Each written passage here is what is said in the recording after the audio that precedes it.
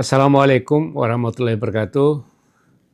Saya mengucapkan selamat kepada Pak Muzakir Manaf dan Pak Fadlullah atas perolehan suara yang tertinggi dan karena itu terpilih menjadi Gubernur dan Wakil Gubernur Aceh periode tahun 2025-2030.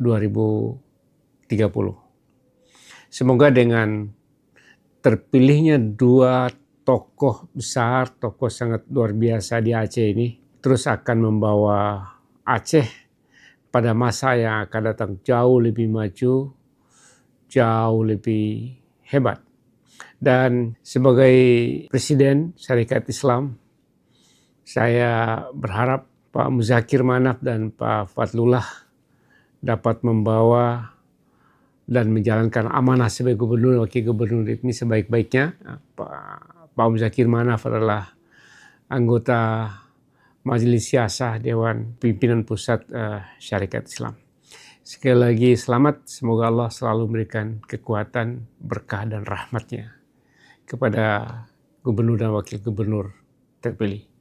Assalamualaikum warahmatullahi wabarakatuh.